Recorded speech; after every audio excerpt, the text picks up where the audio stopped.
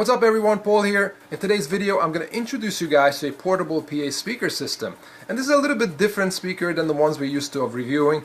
And also by portable I don't mean something that's small enough to fit into your pocket or not even your backpack. I'm talking about something that's compact enough to take around with you, especially if you're a musician, a DJ, or performing artist. But instead of me trying to tell you about it, let me show you exactly what I'm talking about.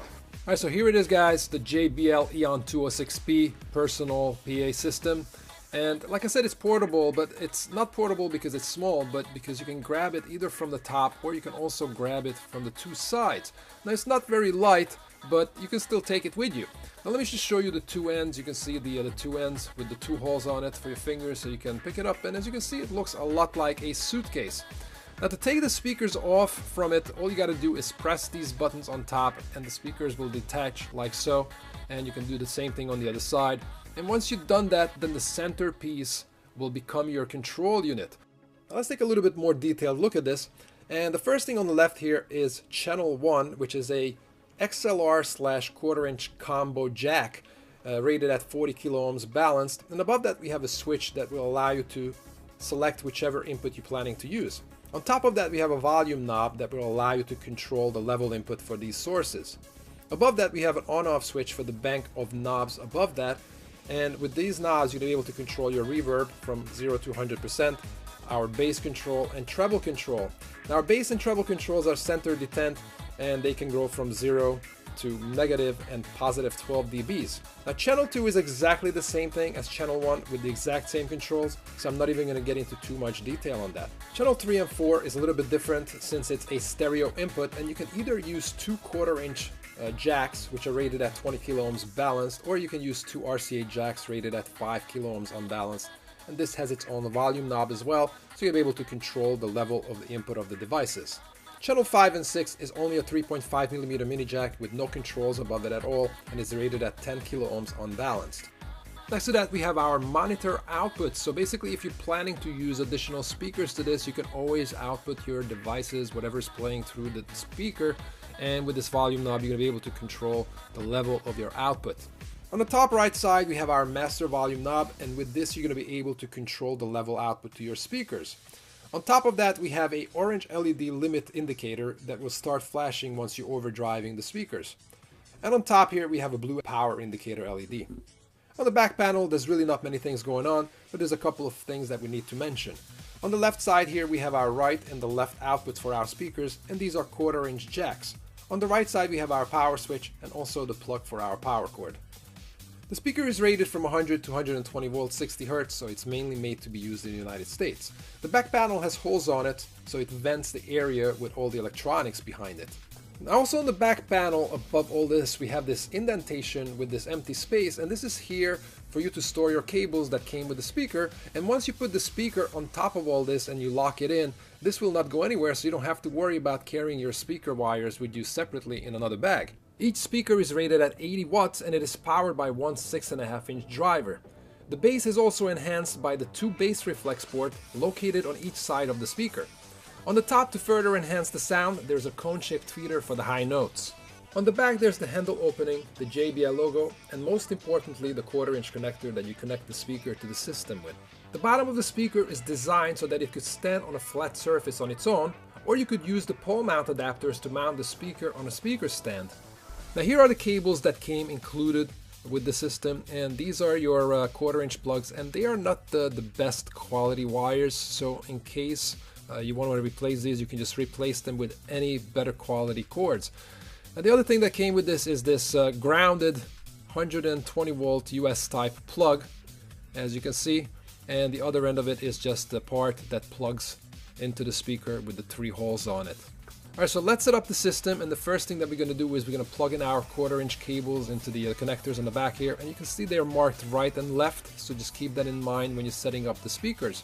And we're also going to plug in our power cord into the back of the unit.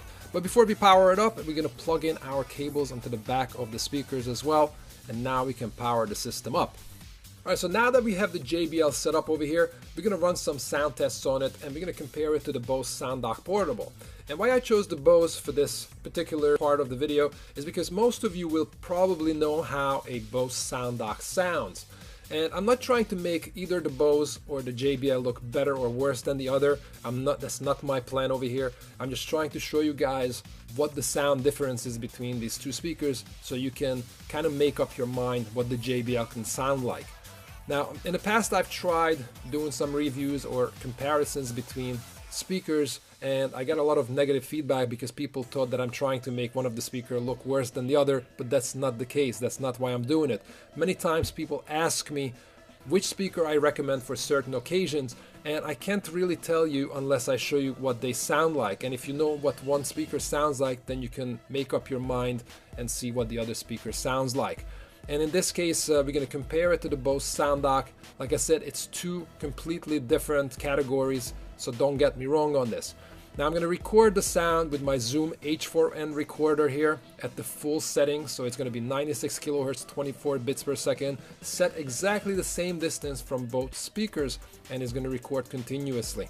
Now, what I'm going to do here is we're going to use very good quality cables. So I'm going to use Monster cable jacks. I'm going to put it into the RCA input, and let's see how this tests out. And I'm going to play music from my iOS device.